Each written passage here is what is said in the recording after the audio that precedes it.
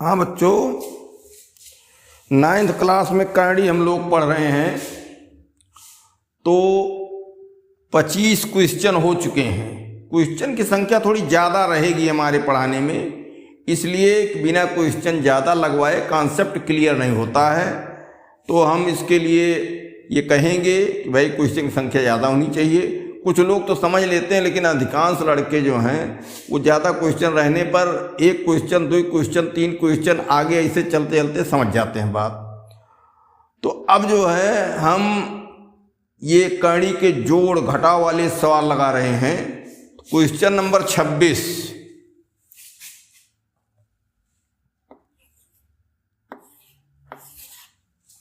Question number 26 में है cube root 2 plus cube root 16। Cube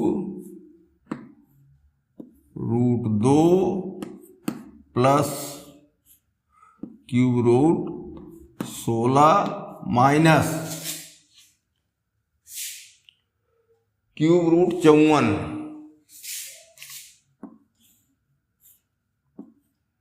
cube root 54।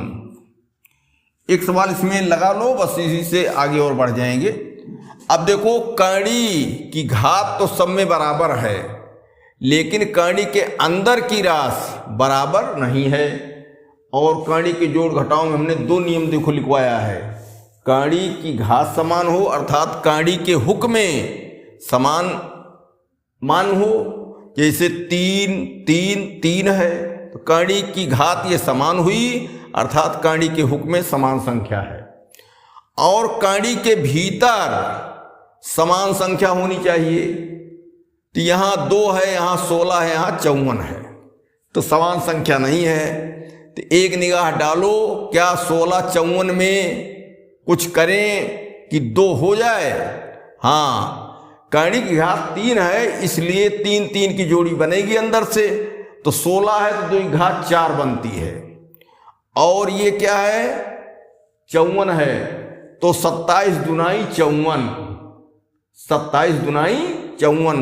27 में 3 जो है 3 बार रहेगा, और 3 करंडी घात है तो 3 बार 3 रहने पर एक 3 निकल आएगा और 2 फंस जाएगा। हम इसको लिख दे रहे हैं। तो पहले वाले में तो कुछ करना नहीं है।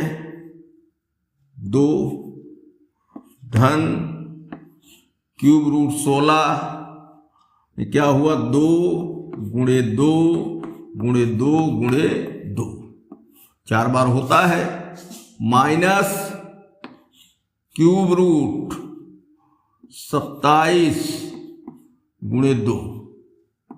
हालांकि 27 को 3 गुणे 3 गुणे 3 3 बार लिखना है, लेकिन 27 हम लिख दे रहे हैं, ज़्यादा लंबा हो जा रहा है। अब इधर से बैठाते हुए चलो,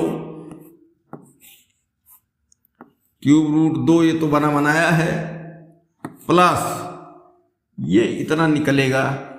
3 है तो 3 पर एक ग्रुप बन जा रहा है, तो 1 2 निकल आया,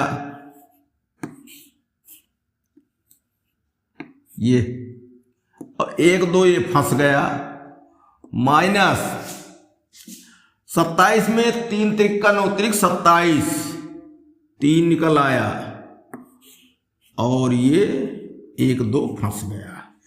अब देखो, करंडी की घात 3 3 तो पहले ही समान थी, करंडी के अंदर 2 2 2 हो गया। दोनों शर्तें पूरी हुई, करंडी की घात समान और करंडी के अंदर के मान समान। यही जोड़ घटाव में जरूरी है। तो अब ये तो है 1 ठो रूट 2, यहाँ कुछ बाहर नहीं लिखा है तो 1 माना जाएगा, 1 माना जाएगा। और धन ये 2 है तो 2 1 3 नकद हो गया, और 3 ही देखो उधार ऐसे बन रहा है। तो 3 नकद और 3 उधार, तुम्हारे पास 3 रुपया है, 3 रुपये दुकान पर उधार हो, जब हिसाब किताब करोगे लेन देन तो तुम्हारे पास कुछ नहीं बचेगा, अर्थात शून्य। तो वैसे यहाँ भी क्या हुआ?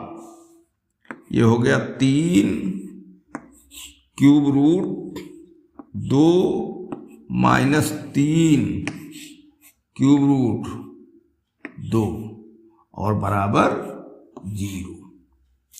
इस टाइप का सवाल ये हो गया। अब ज़्यादा और सवाल नहीं लगवाना है। अब इसके बाद ये सवाल था 26। अब 27 में देखो थोड़ा है। 3√147 27 में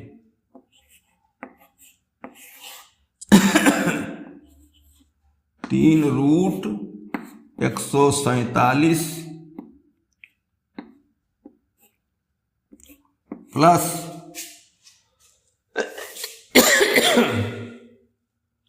प्लस नहीं माइनस है, -7/3 और √1/3 -7/3 और इसमें है 1/3। इसके बाद +7 और कहानी में 1/3। एक बार मिला लिया जाए सवाल। 3 × 3 147। हाँ, इसमें ध्यान से देखिए, ये 3 जो लिखा है ये बाहर लिखा है, ये कहानी के हुक्म में नहीं है।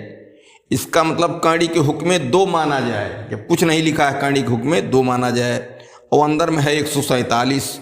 -7/3 ये भी कहानी के हुक्म में नहीं लिखा गया है, टेढ़े में नहीं लिखा गया है, तो ये कहानी के बाहर है, अर्थात कहानी की घात नहीं है। 7/3 ये फ्रेश निकला है। अंदर में 1/3 और यहाँ कहानी की घात 2, हुक्म में 2 माना जाएगा। यहाँ +7 है, यहाँ भी वही दशा है।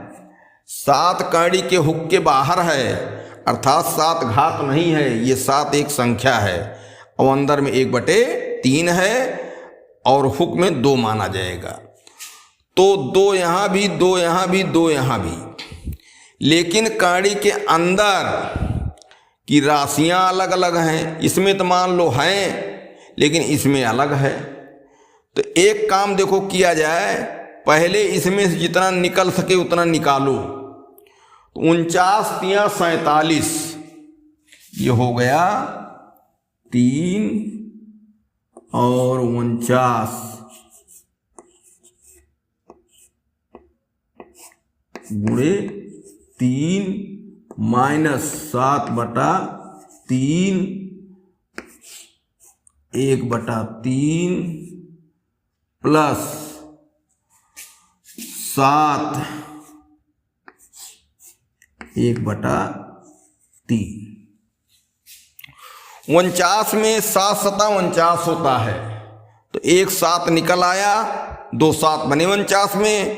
कहानी घात 2 है, तो 2 7 पर 1 7 निकलेगा, 3 बचा। तो आगे देखो, तो 7 × 21 हो गया, √3 -7/3 √1/3 प्लस 7 1/√3। ठीक। अब इसमें √3 को ऊपर नीचे गुणा कर दिया जाए, 1/3 में सब बदल दिया जाए। 21 3 × 3/3 -7/3 √1/3 प्लस 7 √1/3। यहां हमने 3 × 3 क्यों किया? 2 3 पर 1 3 निकल आएगा, 1/3 बचेगा, 1/3 यहां है, 1/3 यहां है। ठीक। इसमें ऊपर 3 से गुणा किया गया तो सेट हो रहा है। इसमें ना सेट करके इन दोनों में नीचे 3 का गुणा करो तो भी सेट हो जाएगा। ऊपर नीचे गुणा करना रहेगा, नीचे सेट हो जाएगा। तो चाहे इसमें करो चाहे इन दोनों में करो, तो इसी में कर दिया गया। अब 2 3 पर 1 3 निकल आया बाहर, तो 21 × 3 21 × 3 1/3 ऋण 7/3 1/3 धन 7 और करणी में 1/3। करणी के अंदर की राशियां हो गई समान। 21 तिहाई 63, 63 7 70, क्योंकि ये भी धन है और धन 7 ये भी है। 21 तिहाई 63 7 70, तो 70 और करणी में 1/3 ऋण 7/3, करणी में 1/3। अब मामला यहां आ गया कि 70 1/3 रूट में ये प्लस है और 7/3 रूट के अंदर 1/3 ये माइनस है। तो 70 में से 7/3 घटा दिया जाए तो 70 माइनस 7/3, 7 × 21, लघुत्तम आया 3, तो 1 तिहाई 3, 7 × 21 210, माइनस 3 × 1 3, 7 × 1 7 बराबर 203/3। अब क्या किया जाए, तो यही लिख दिया जाए। कितना बचा, 203/3 रूट 1/3। ये सवाल हो गया, अब ठीक हो गया। सवाल नंबर 27 था, सवाल नंबर 28। अब ज्यादा संख्या इधर सवाल की नहीं रह जाएगी, सवाल उसी टाइप के हैं, कोई ज्यादा इस तरह की बात नहीं। एक सवाल और ले लिया जाए, सवाल नंबर 14 इसी टाइप का है। तो इसमें है सवाल नंबर ये हो जा रहा है 28, 60 root 1/6, 60 root 1/6 plus 3 root 54 plus 3 root 54 minus 12 1/√24 minus 12 1/√24। अब इसमें देखो, इसमें करणी की घात तो सब में बराबर है, करणी को हुक्म में 2 माना जाएगा, एक चीज तो मिल गई बराबर, लेकिन अंदर में 1/6 है, 54 है, 1/24 है। तो सबसे पहले क्या करें कि 1/6 में तो और कुछ नहीं होगा, 54 में 9 × 6 = 54, 9 का वर्गमूल 3 हो जाएगा, 3 बाहर निकल आया, 3 त्रिक्का 9 और ये 6 बचा। यहां क्या किया जाए, 4 × 6 = 24, 4 का वर्गमूल 2 आ जाएगा, बटे में 2 हो जाएगा, 2 × 6 = 12, 1/6 आ जाएगा।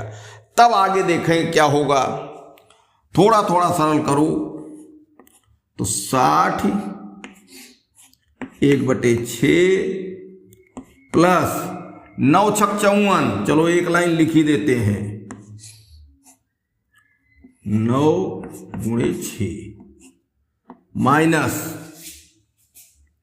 12 और करणी के अंदर 1/4 × 6। अब देखो इसमें तो कुछ नहीं होना है, 60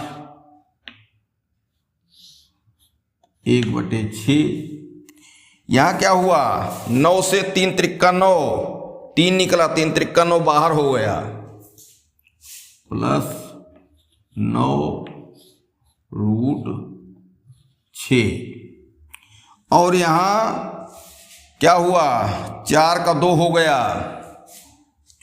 ऋण 12/2, 4 से 2 निकला और ये हो गया 1/6। अब देखो 1/6 1/6 जो दोनों में है, यहां क्या है, यहां 6 है, तो अगर हम 6 से गुणा कर दें ऊपर नीचे तो ये 2 छा हो जाएगा, 1 छा निकल आएगा, यहां भी 1 छा निकल आएगा और ऊपर वाले 6 फंस जाएंगे और सब में √6 हो जाएगा। तो 6 से गुणा अंदर में कर दिया जाए तो 60 6/6 गुणे 6 प्लस इसमें न करो 6 माइनस ये 6 हुआ और रूट में 6/6 गुणे 6। ठीक, अब 2 6 पर 1 6 बाहर निकला तो 60/6 हुआ। यहां प्लस 9 नहीं इसका मान भाई कड़ी में ये भी 6 हुआ प्लस 9√6 और 1 6 निकला तो 6/6 और ये 6 दामा 60 10√6 प्लस 9√6 माइनस √6 10 9 19 और 1 माइनस है 18 तो हो गया 18√6। इस तरीके से इसका मान आया 18√6 14। हाँ, इस टाइप के सवाल अब काफी हो गए। अब इसमें और सवाल की जरूरत खास नहीं लग रही है, केवल एक छोटा सवाल है 2 की घात 2/5 इंटू 2 की घात 1/5। ये सवाल नंबर हो जाएगा 27 था, 28 1 29। अलग टाइप का सवाल है 2 की घात 2/5 2 की घात 2/5 गुणे 2 की घात 1/5।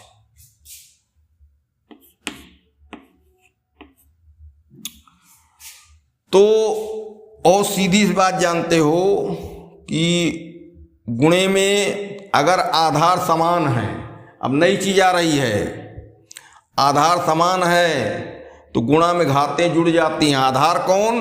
2 पर घात 2/5 लगाई गई तो आधार 2 हुआ, 2 की घात 1/5 रखी गई तो आधार 2 हुआ। कोई नए टाइप का है तो क्या होता है, गुणा में आधार समान होने पर घातें जुड़ जाती हैं। तो क्या हुआ, आधार 2 2 दोनों में है तो घातें 2/5 1/5 बराबर 3/5। 2 की घात 3/5 ये हो गया। एक और है सवाल नंबर 30।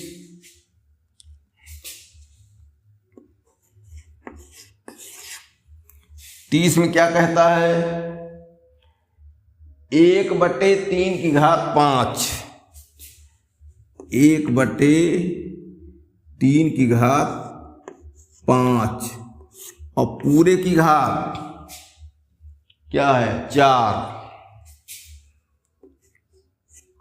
अब देखो यहां घात की घात होने जा रही है। अरे भाई 1 की घात 1 मान लिया जाए और 3 की घात 5 मान ली जाए और ब्रैकेट लगा करके ऊपर फिर 4 घात है।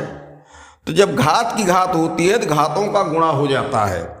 अंश वाले में भी हर वाले में, अंश में 1 की घात 1 मान रहे हैं, 4 1 4 तो 1 की घात 4 हुआ तो फिर 1 हुआ। 1 की घात चाहे जितना हो जाता है सबका मान 1 होता है।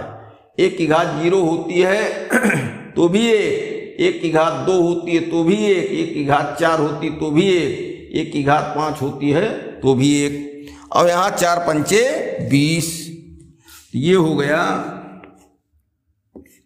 1/3 घात 20।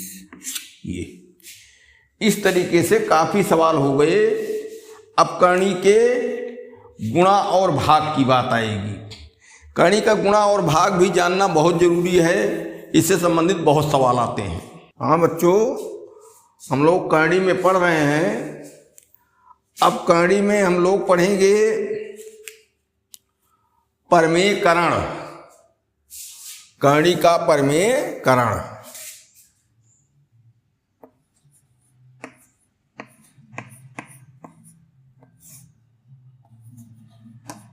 का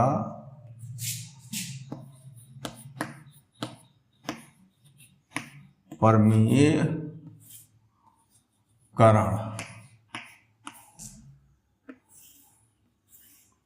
ठीक, परमेयकरण का मतलब ये होता है कि करणी का चिन्ह हटा दिया जाए, कुछ गुणा भाग करके ऐसा किया जाए कि करणी का चिन्ह हट जाए, तो यही होता है करणी का परमेयकरण।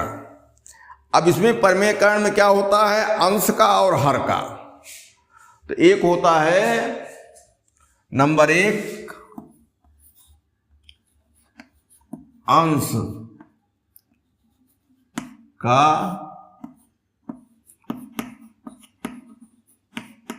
परमेयकरण और नंबर 2 होता है हर का परमेयकरण।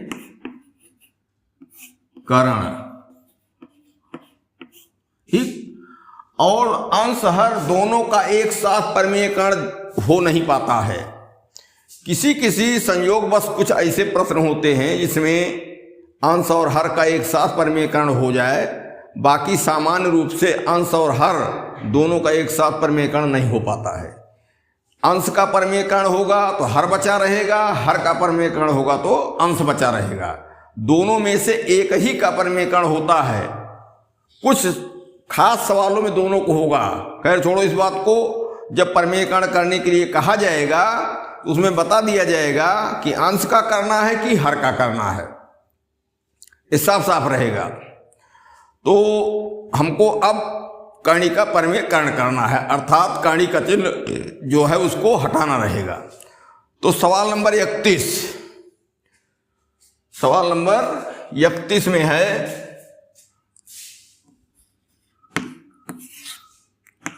रूट 15 का परमेयकरण।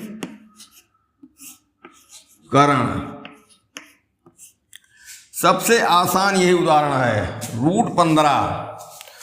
तो करणी का हुक जो है इसमें 2 लिखा हुआ है, इसका मतलब अंदर गुणनखंड करेंगे तो 2 की जोड़ी होकर बाहर निकलेगी।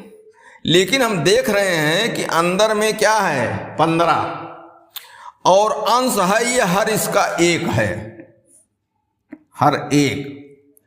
तो हर 1 है, इसका मतलब हमको अंश का ही परमेयकरण करना, हर में कुछ ही नहीं है। तो चाहे ऐसा कह दिया जाए कि रूट 15 का परमेयकरण करिए और चाहे कह दिया जाए कि अंश का परमेयकरण करिए, दोनों बात एक है। अब हर ही नहीं है तो अंश का ही परमेयकरण होगा। खैर चलिए, रूट 15 का परमेयकरण हमको करना है। सबसे पहले हम करणी के चिन्ह को देखेंगे। इसके हुक में 2 लिखा है, 2 लिखा है, 2 की जोड़ी बने अंदर में तब 1 निकलेगा, इसको पहले से हम बता रहे हैं। और इसमें क्या हो रहा है, रूट 5 गुणे 3, 5 3 15, ना 5 की 2 जोड़ी बन पाई ना 3 की जोड़ी बन पाई। इसका मतलब एक 5 लाओ तो 5 की जोड़ी बने और एक 3 लाओ तो 3 की जोड़ी बने। इसका मतलब जितना है उतना फिर लाओ। इसका अर्थ क्या हुआ कि परमेयकरण करने के लिए रूट 15 से इसमें गुणा करें, क्योंकि गुणा में और भाग में बताया गया था क्या होता है, करणी का चिन्ह समान हो तो अंदर गुणा भाग हो जाता है। तो इसलिए रूट 15 से गुणा,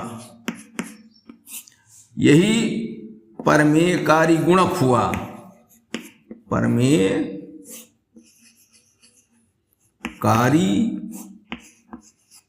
गुणक बराबर √15।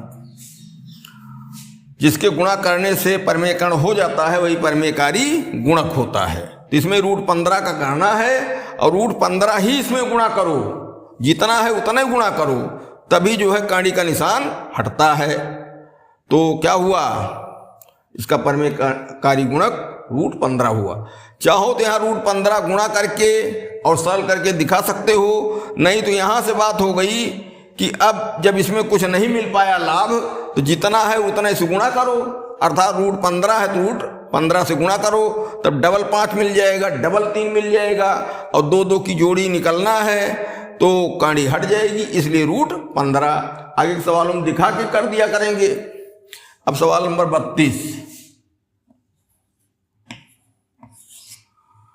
32 में क्या कहता है,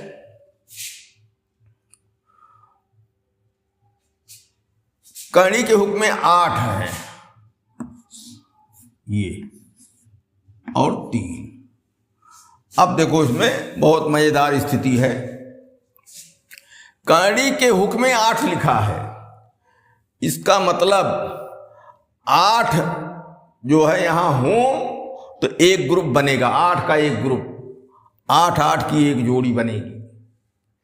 और 3 क्या, एक ठो, इसका मतलब 7 3 और यहां आए, 3 गुणे 3 गुणे 3 ऐसे करके 60 ठो और गुणा करो, तब जो है 8 हो जाएंगे और एक 3 निकल आएगा। तो 3 7 बार और गुणा करने से अच्छा है कहने से कह दिया जाए 3 की घात 7, इसलिए 3 गुणे यहां करके ही दिखा दिया जाए 3 की घात 7 बराबर क्या 8 और 3 की घात 8, 1 और 7 8। अब 8 का ग्रुप बनना है और 3 घात 8 हो भी गया यहां। अब आ गया कितना, बराबर 3। इसका मतलब 3 की घात 7 जो है वो इसमें गुणा करें और यही परमेयकारी गुणक है, इसलिए परमेयकारी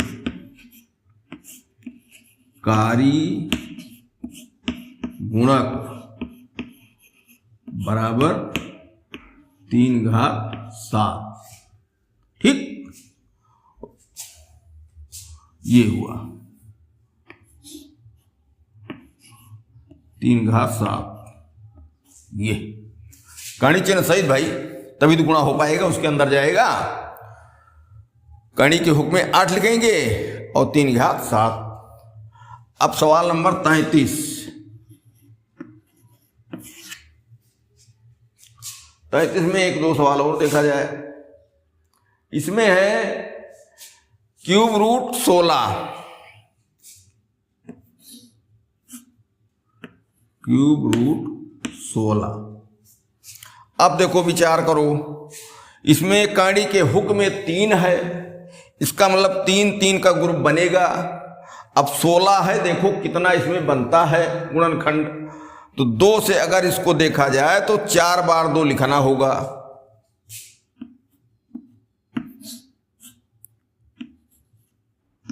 दो गुणे 2 गुणे 2 गुणे 2, ये तो एक ठो तो निकल आया एक ग्रुप, और 1-2 अकेला बचा। निकलने के लिए 3 होना चाहिए, इसका मतलब 2 ठो और इसमें, तो क्या हुआ, क्यूब 2 गुणे 2 गुणे 2 गुणे 2 क्यूब, और यहां क्यूब 2 गुणे 2। अब देखो 1 2 3 4, 16 से मिला और 2 ठो और ले आए, तो एक यहां ग्रुप बना, एक बच गया, 2 ये मिला कि 3, क्यूब रूट रहेगा कर्णिक हुक में 3 यहां भी, कर्णिक हुक में 3 यहां भी, इसलिए परिमेयकारी गुणक क्या हुआ, इतना परिमेयकरण हो गया। इसलिए परिमेय यहां बराबर 3 लिख दो, 3 नहीं, यहां 2 गुणे 2, 1 2 इतने से निकला, 1 2 इतने से, परिमेयकारी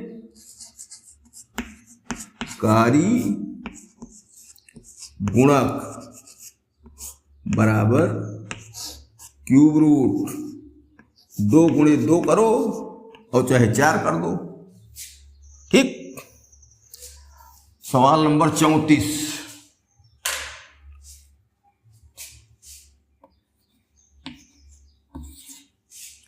सवाल नंबर 34 में क्या कहता है, कोई खास अब नहीं, एक आध सवाल ले लिया जाए। चलो हम ले लेते हैं, 4 बाहर है क्यूब रूट 9, 4 बाहर क्यूब रूट 9, ये 4 बाहर है, इससे कोई मतलब नहीं है, ये कड़ी के बाहर है। हमें पूरा ध्यान कड़ी संबंधित इस भाग में लगाना है। क्यूब रूट है, कड़ी के हुक में 3 है, इसका मतलब 3 3 का ग्रुप बनना चाहिए अंदर, और अंदर है 9, ये 9 में कितना बना, 4 क्यूब रूट 3 गुणे 3, 1 3 कम पड़ गया। अगर 1 3 और इसमें हो जाता, 3 बन जाते, निकल आता 3, तो क्या किया जाए, यहां क्या 4 क्यूब रूट 3 गुणे 3 और ये 3, अब ये मिला के क्या हुआ, 3 ठो हो जाएगा, क्यूब रूट ये भी है, हुक में 3 यहां भी है, तो अब 3 का ग्रुप बन गया और निकल आया, क्या हुआ, 4 गुणे 3 बराबर 12, इसलिए परिमेयकारी गुणक क्या हुआ, यही हुआ। इसलिए परिमेयकारी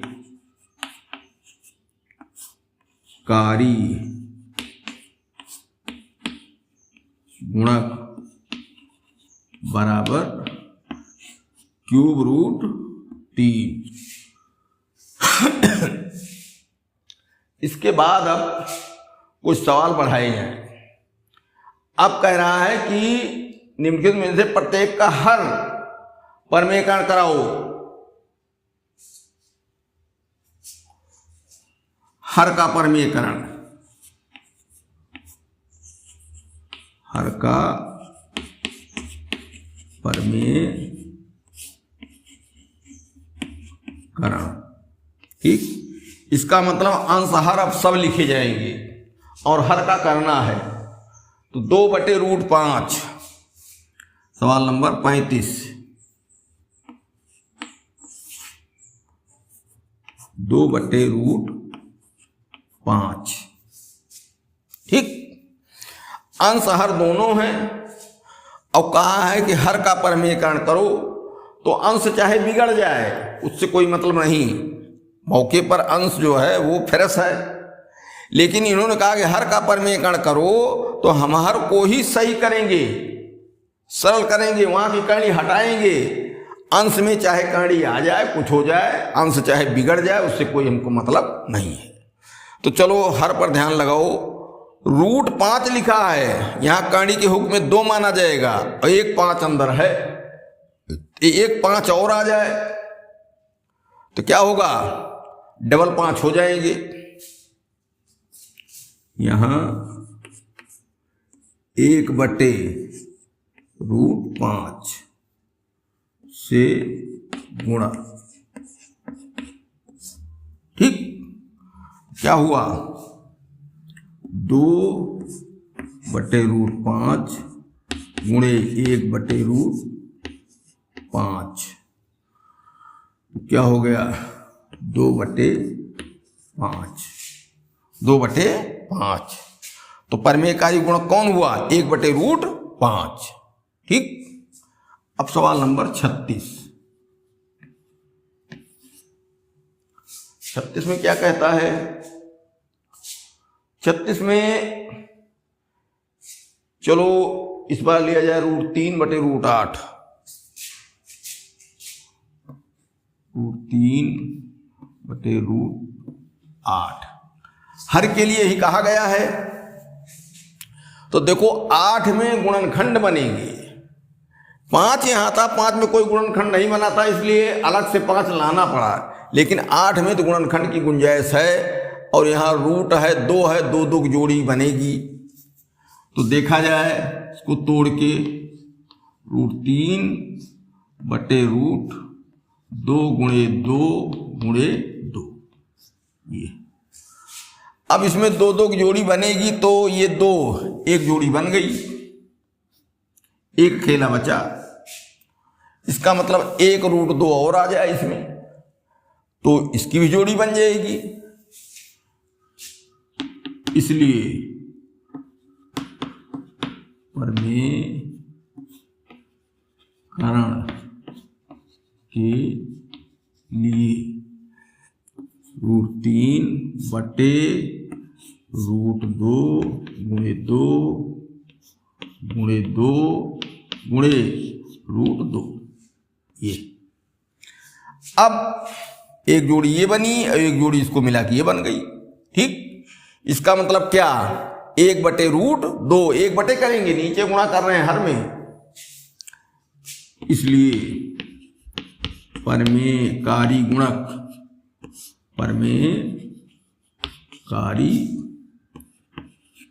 गुणक बराबर 1/√2।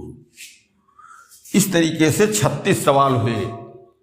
ठीक, अब ये हर का परमेयकरण हो गया।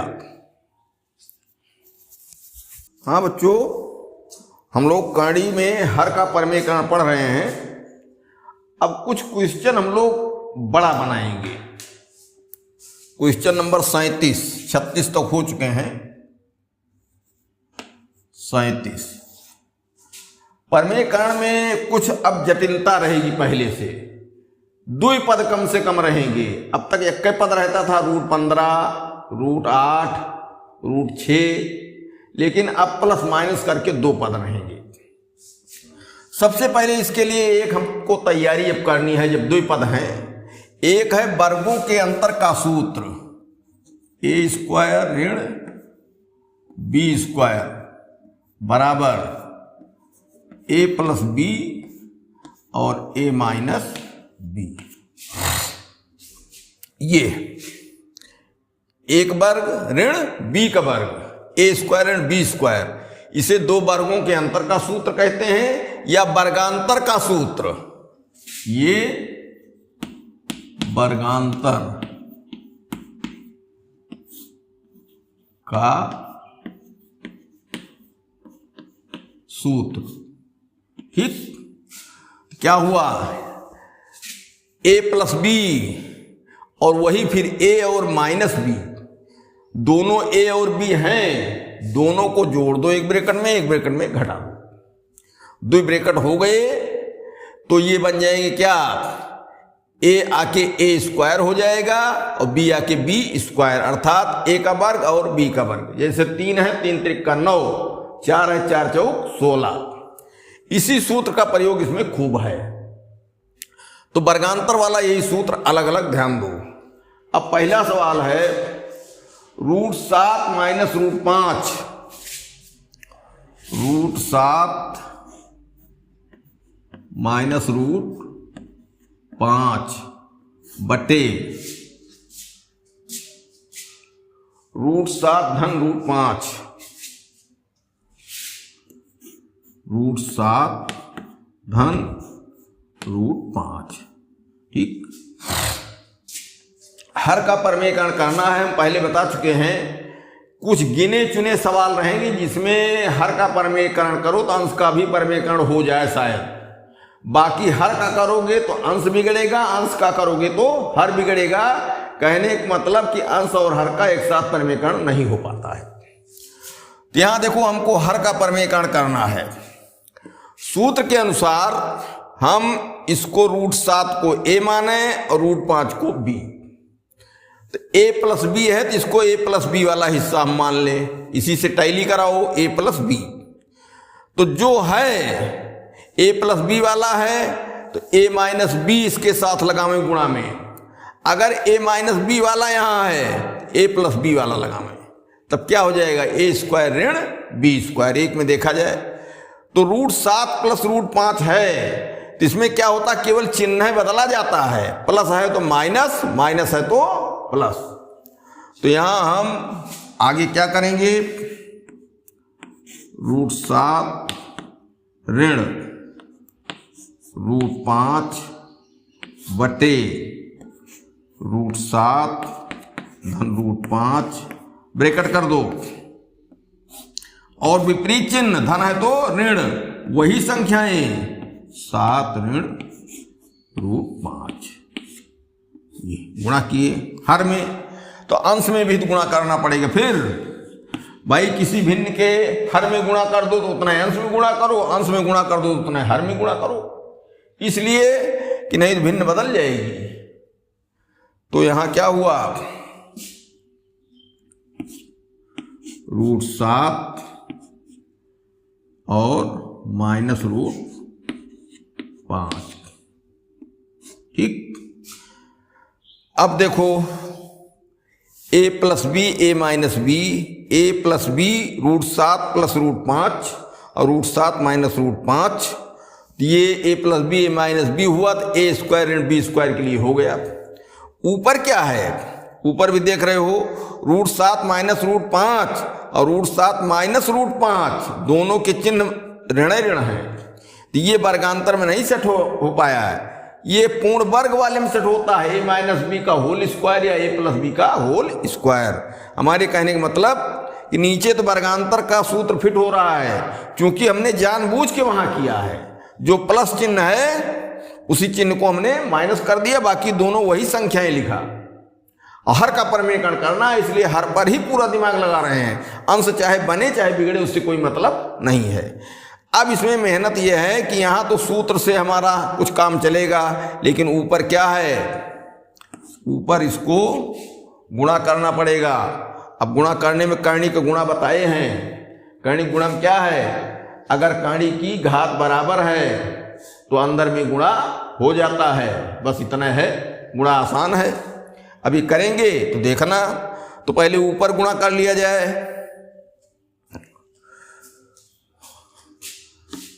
√7 ऋण √5 √7 ऋण √5, मुझमानी ये नहीं आएगा, पूर्ण वर्ग से कर सकते हो, लेकिन हम गुणा बता रहे हैं क्योंकि हर जगह पूर्ण वर्ग भी नहीं लागू होगा। दोनों में गुणा हुआ, यहां करणी समान है तो अंदर का गुणा हो गया, √7 × 49, फिर इसका गुणा ऋण और धन का गुणनफल ऋण, करणी समान है तो √7 × 5 = 35, इधर से चलो ऋण और धन ऋण और करणी समान है 7 × 5 = 35, √35 उसी के नीचे लिखो, और दोनों ऋण ऋण धन और करणी समान है तो √5 × 25। अब यहां देखो √49 है तो इसका बना 7, और ये बन गया क्या, √-2 √35 + 5, 7 5 12 दोनों संख्याएं हैं, बराबर 12 - 2 √35, 2 √35। तो ऊपर क्या हुआ, ऊपर मिला 12 - 2 √35 बटे, यहां वर्गांतर का लगाओ तो a plus b a minus b, तो a² अर्थात √7 का स्क्वायर और √5 का स्क्वायर b², तो √7 का स्क्वायर ऋण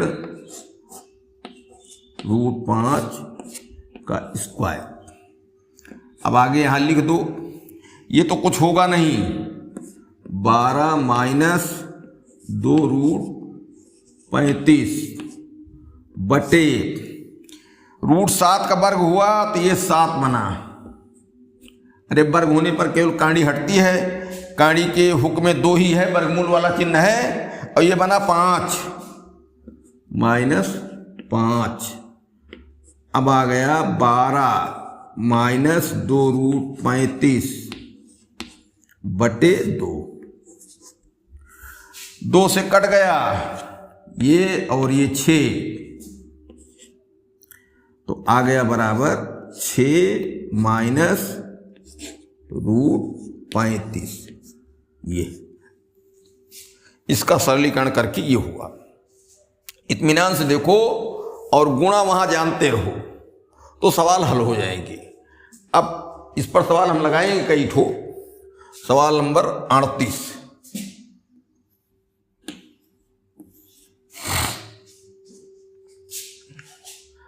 में है 2 धन √3 और 2 माइनस √3, 2 धन √3 बटे 2 माइनस √3। किसका परमेकरण करना है? हर का करना है, हर वाली बात लेके चल रहे हैं, तो हर पर ही निशाना साधो। ये ए है, ये बी है, सूत्र में आ जाओ तो ए धन बी ए ऋण बी, तो यहां ए ऋण बी, ए बराबर 2 है और बी बराबर √3 है। ठीक, तो ऋण वाला दिया है हिस्सा, इसका मतलब धन वाला नहीं दिया है। हम बताए हैं कि हर का परमेकरण जब करना होता है तो a plus b a minus b set करते हैं। तो अगर माइनस दिया है तो प्लस वाला लिख लिए गुणा में, और अगर प्लस दिया है तो माइनस वाला। तो यहां माइनस वाला दिया, इसका मतलब चिन्ह बदल के प्लस वाला लिख दें, वही रहेंगे और मान 2 और √3 वही रहेंगे। तो क्या हुआ, यहां 2 प्लस √3। अब ब्रेकर लगा दो, चूंकि कई ठो लिखना पड़ा, तो ऊपर भी 2 प्लस √3। अब साफ साफ फिर से लिख दिया जाए, मान लो 2 प्लस √3 और 2 प्लस √3 बटे 2 माइनस √3 और 2 प्लस √3। अब क्या करना है, इसमें दोनों प्लस हैं, तो ये 2 प्लस √3 का होल स्क्वायर, ए प्लस बी का होल स्क्वायर जो बनता है उससे भी कर सकते हो, नहीं तो सीधे गुणा कर लो। अब यहां a minus b a plus b, a square ऋण बी स्क्वायर बनेगा। तो पहले इनको गुणा कर लिया जाए, गुणा वाला काम देखते रहो।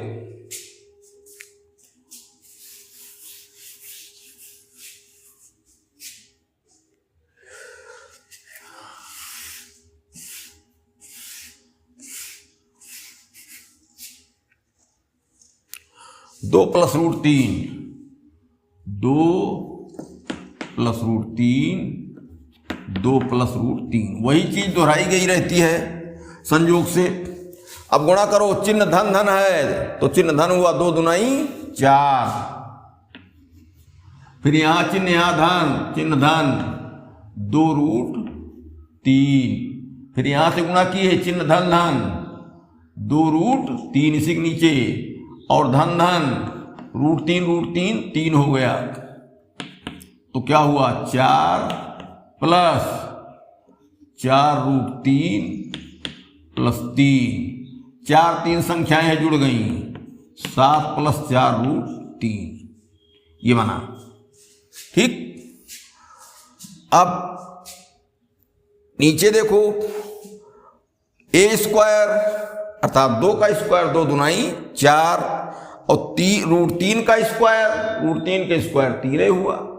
तो क्या हुआ, 4 में से 3 जाएगा तो क्या बचा, 1।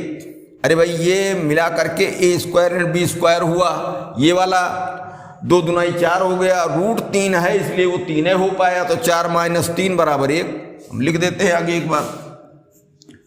तो यहां क्या आया, 7 प्लस 4 √3 बटे 4 माइनस 3, यही बनेगा ना, ए स्क्वायर ए ऋण बी ए धन बी ये दोनों हैं, तो ए स्क्वायर ऋण बी स्क्वायर में गए, ए बराबर है 2 बी बराबर है √3, तो ए स्क्वायर 2 दुनाई 4 ये हुआ, और √3 में है तो 3 त्रिका 9 नहीं हो पाएगा, ये 3 हो पाया, केवल करनी हटी, तो 4 - 3 = 1।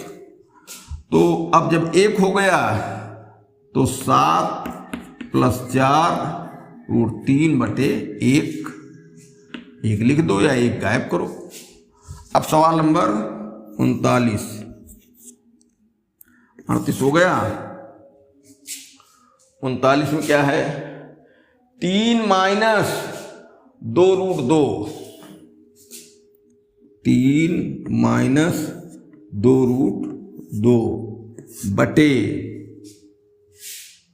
3 + 2√2। हर का परिमेयकरण हमको करना है। यहां a बराबर 3 मानो, b बराबर 2√2 मानो, ठीक। ऊपर भी वही दिए हैं संयोग से, चलो ठीक है।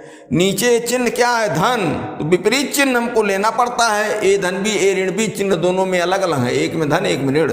हमको धन वाला दिया है तो ऋण वाला ले। तो यहां गुणा करें 3 - 2√2 बटे 3 - 2√2, ये तो नीचे तो सूत्र ए स्क्वायर ऋण बी स्क्वायर फिट हो जाएगा, इसकी जरूरत नहीं है। लेकिन ऊपर पूर्ण वर्ग का सूत्र फिट हो रहा है। पूर्ण वर्ग वाले से आसान है कि बीजगणित का गुणा देखो, अभी इसी में तुम्हारा गुणा भी सही हो जाए, नहीं तो बाद में कुछ जगहों पर गुणा से ही काम चलेगा, पूर्ण वर्ग का सूत्र नहीं लागू होगा। तो 3 - 2√2 और 3 - 2√2, ठीक, वही डबल है, गुणा करो। तो चिन्ह plus plus plus, 3 Trika 9, plus minus चिन्ह माइनस, 3 दुनाई 6√2। फिर यहां से ऋण और धन, क्या हुआ, ऋण, 3 दुनाई 6√2, और फिर यहां दोनों चिन्ह ऋण, तो हो गया क्या, धन, 2 दुनाई 4, और ये भी हो गया 2। अरे भाई बाहर का गुणा हुआ, 2 × 2 2 दुनाई 4, और √2 गुणा हुआ तो 1 2 निकला, 4 दुनाई 8, तो ये हो गया 9 ऋण 12 क्यों, 12 × 2 12√2, ठीक, जुड़ रहा है, और धन 4 दुनाई 8, 9 8 17 ऋण 12√2, ये हुआ। और नीचे क्या बना, ऊपर हम क्या लिखेंगे, 17 - 12√2, नीचे 3 का वर्ग ऋण 2 दुनाई 4 दुनाई 8, तो 3 का वर्ग हुआ 3 त्रिका 9, और 2 दुनाई 4 दुनाई 8, फिर 1 आ गया, क्या आ गया, 17 ऋण 12√2 बटे 1। बाद में 1 लिखा नहीं जाता है, 1 छूट गया। इस तरीके से ये भी हो गया। 1 2 क्वेश्चन और इसमें लगाया जाए।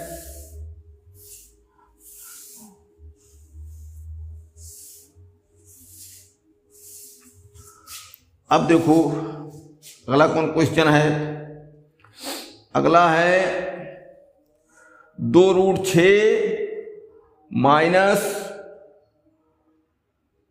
- √5, क्वेश्चन नंबर 40।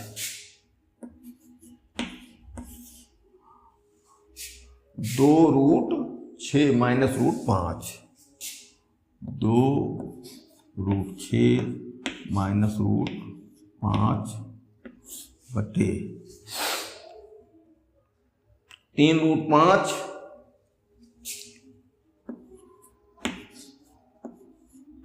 माइनस 2√6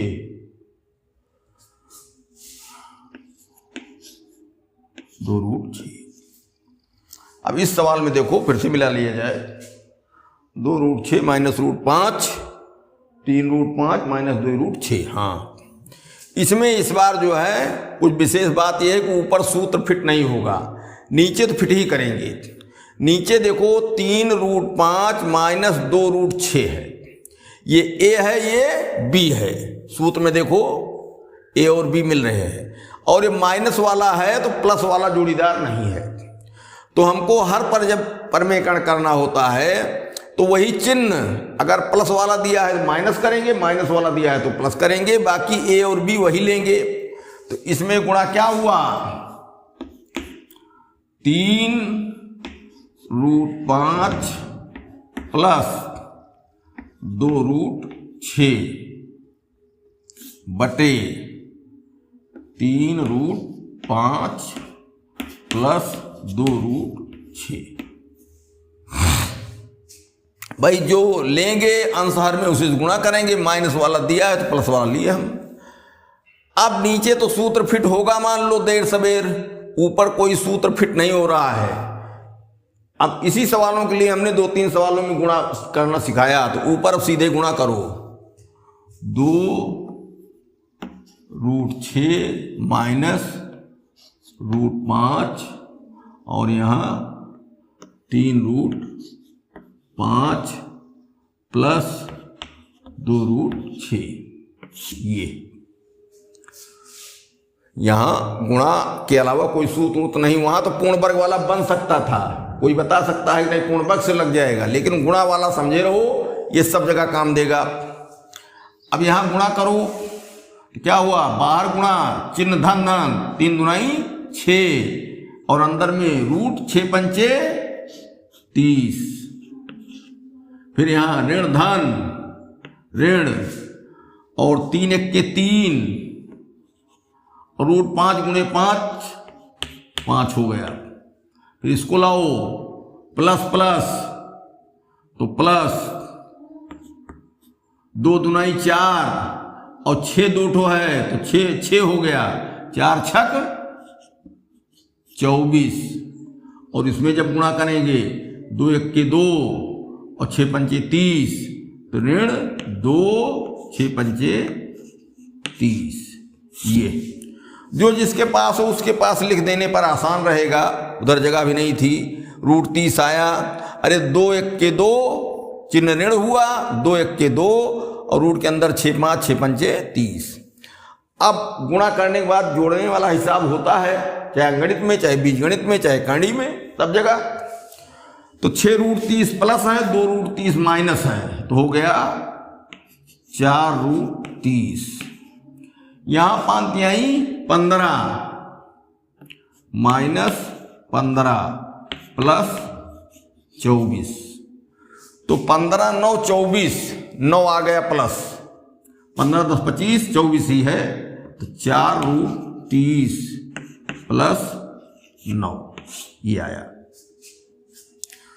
तो ऊपर मान आ गया 4√30 है भाई,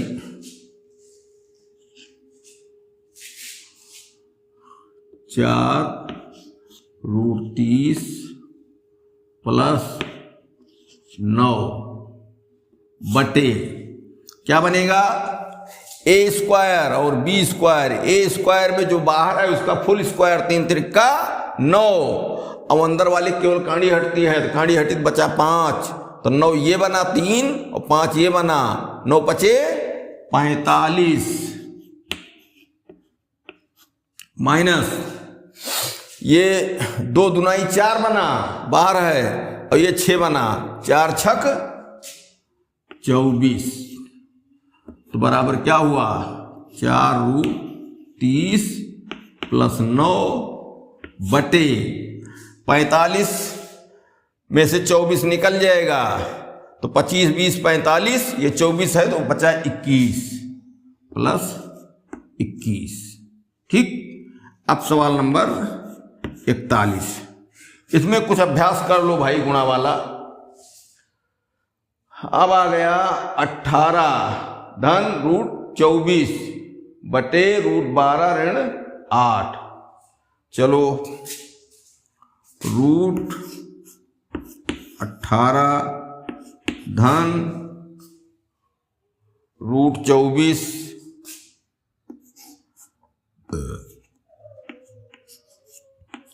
बटे √12 ऋण √8 √12 ऋण √8।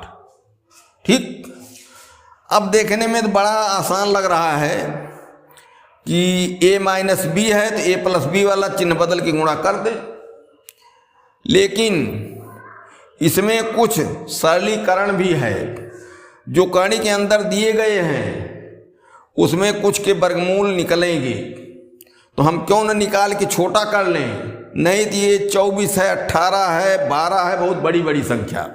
तो सबको देखो देखा जाए तो ये हुआ 9 दूनी 18, तो 9 का क्या निकला, 9 का निकला 3, 2 फंसा, और ये 24 है तो 6 चौक 24, 4 छक 24, तो 4 का 2 निकला, 6 फंसा, 8 त्रिक 24, 8 पर भी नहीं हो रहा है, 6 चौक 24 पर, ये 4 तिहाई 12 और ये 4 दुनाई 8, तो कोई बहुत लाभ तब भी नहीं होगा, तब भी नहीं होगा। चलो ऐसे लगाओ, गुणा कर लिया जाएगा। तो अब यहां क्या किया जाए, a है √12 और b है √8, तो माइनस चिन्ह है तो प्लस वाले चिन्ह से गुणा कर दें। तो √12 धन √8, √12 धन √8 बटे √12 धन √8। अब ऊपर तो लिख के गुणा करना पड़ेगा, ऊपर लिख के गुणा कर दिया जाए, कोई सूत्र नहीं बैठेगा। तो √18 धन 24, √18 धन √24, और ये बनेगा √12 धन √8। ठीक। अब गुणा करो तो रूट चिन्ह धन रहेगा, 12 8 96, 12 के 12, 12 9 21, ये प्लस गुणा करेंगे तो नहीं भाई, इसको ऐसा करो कि सरलीकरण कर लो, इसलिए कि नहीं तो गुणा बहुत लंबा हो जा रहा है। ठीक। गुणा में ही सारी मेहनत चली जाएगी, कोई लाभ नहीं होगा। तो इसको हम लिख रहे हैं 9 दूनी 18, 9 का 3, 3 √2 प्लस 4 छक 24, 4 का 2 √6 बटे 4 तिहाई 12, 4 का 2 √3 माइनस 4 दुनाई 8, 4 का 2 √2। ये हो गया। फिर से समझ लो, 9 दूनी 18, 9 गुणे 2, तो 9 का वर्गमूल 3 आया, 3 निकल आया और 2 फंस गया। यहाँ 24 है तो 4 छक 24, 4 का वर्गमूल 2 आया और 6 फंस गया। नीचे 4 तिहाई 12, 4 का वर्गमूल 2 आया, 3 इसमें फंस गया, और 8 है 4 दुनाई 8, 4 का वर्गमूल 2 आया, 2 फंस गया। अब छोटा हो गया गुणा करने में, तो अब यहां क्या आया, 2√3 माइनस 2√2, इसको अब ये a माइनस बी है तो a प्लस बी वाले से गुणा कर दो, 2√3 प्लस 2√2 बटे 2√3 प्लस 2√2। नीचे वाले में यही चिन्ह देखेंगे। अब नीचे तो सूत्र सेट हो जाएगा, इनका गुणा कर लिया जाए। इनके गुणा में देखो 3√2 प्लस 2√6 और 2√3 प्लस 2√2। आसान रहे गुणा। यहां गुणा किया 3 दूनाई 6 और अंदर में 3 दूनाई 6, करनी समान है 6√6। फिर यहां प्लस प्लस 2 दूनाई 4 प्लस 2 दूनाई 4, अंदर में 6 त्रिक 18। फिर यहां 2 तिहाई 6 और दोनों 2 हैं, 6 दूनाई 12 हो गया। और फिर 2 दूनाई 4 और अंदर में ये 12। यहां तो खुल के 12 हो गया था और यहां अच्छा चलो तो 6√6 प्लस 9 दूनी 18, 9 वर्गमूल 3 आया, 4 तिहाई 12√2 प्लस 12, 4 तिहाई 12, 4 वर्गमूल 2 तो 8, 4 गुणाई 8√3। अब देखो कोई और कटने पिटने वाला नहीं है, कुछ इकट्ठा नहीं होगा, केवल इसमें 2 कॉमन हो जाएगा। 2 कॉमन हो गया तो क्या बचा, 2 तिहाई 6√6 धन 2 छक 12√2 धन 2 छक 12 धन 2 चौक 8√3, इतना आया ये। तो यहां अब लिख देंगे 2 3√6 प्लस 6√2 प्लस 6 प्लस 4√3 बटे a² ऋण b² बना तो 2 दूनाई 4 तिहाई 12 माइनस 2 दूनाई 4 दूनाई 8। तो यहां क्या बचा, 4 बचा, ये बराबर 4, 2 से कट गया 2 और आ गया अब 3√6 धन 6√2 धन 6 धन 4√3 बटे 2। ये 3 यहां हो गया और कॉमन नहीं हो पाया। इस तरीके से इसका ये आंसर आ गया 41 नंबर का। देख लिया जाए 41 नंबर का पांचवा